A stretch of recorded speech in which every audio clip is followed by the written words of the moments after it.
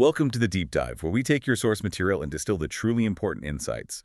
Today, we're plunging into, well, a monumental work of literature, James Joyce's Ulysses. Hmm. You might have heard it's challenging, a truly encyclopedic novel.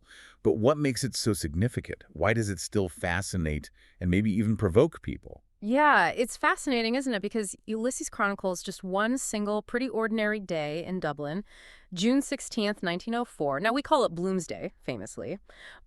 And here's the kicker, it parallels Homer's ancient Greek epic, the Odyssey. So our mission today really is to unpack that, look at the complex structure, the groundbreaking style, and yeah, the controversies it sparks, sort of help you see why it's considered such a cornerstone of modernist literature. Okay, yeah, let's get into that. An epic journey through just one day. So the novel, it's divided into 3 parts, 18 episodes, mirroring Homer's Odyssey, which had 24 books, right? Exactly. And we follow three main characters.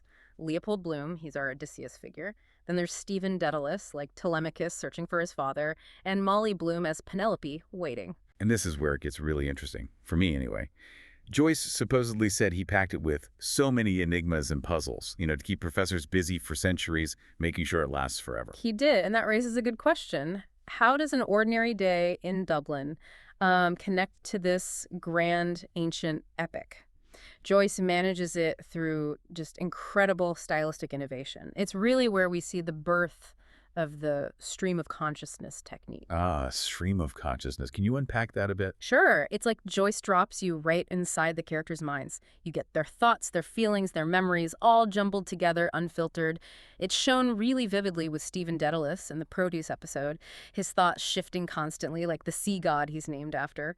And then, most famously, there's Molly Bloom's final monologue in Penelope. Oh yeah, the really long one with no punctuation. That's the one. Pages and pages. It just pours out her whole inner world, ending with that iconic line, "Yes, I say, yes, I will."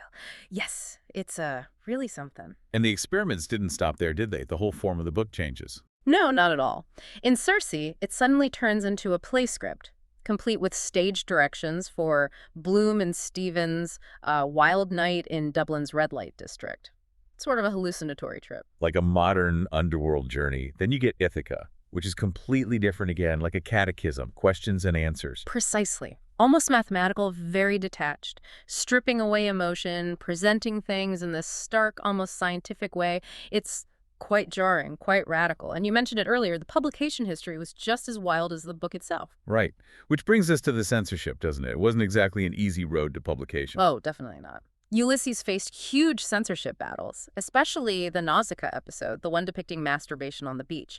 That led to actual obscenity trials in the U.S. back in 1921. Wow, so it was banned. Effectively, yes. In the States, until a landmark court case in 1933, United States v. One book called Ulysses. The judge famously ruled it wasn't pornographic. That decision was huge, not just for Joyce, but for, literary freedom generally. A real battle for artistic expression. Absolutely. And even after it was published, the debates didn't stop. People talk about the Joyce Wars, scholars arguing over definitive editions, even tiny word changes like whether it should be shrift or hairy thrift in one part. It shows you how much people dissected it. That level of scrutiny is amazing, Mm-hmm. and the critical reception reflects that whole journey, right? From being called infamously obscene. To being hailed as, and this is a common quote, the most important contribution to fictional literature in the 20th century. Quite a range. It really is. It just shows why this deep dive matters. Yeah. Ulysses didn't just push boundaries, it redrew the map, which explains why it's always ranked among the greatest novels.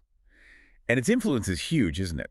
Adaptations for theater, like Ulysses in Nighttown, films. Yeah, even a massive 29-hour radio production. It really cemented its place as more than just a book, but a true literary landmark. So when you look back at it all, what really stands out? For me, I think it's how that single, incredibly detailed day, seen through all these experimental styles, somehow becomes this universal story about, well, humanity, about our complex inner lives. Right. So what does this all mean for you listening? Yeah. Maybe it's a reminder that even the most ordinary days, your ordinary days, contain multitudes. So much complexity waiting there if you look closely. And perhaps, just maybe, it's an invitation.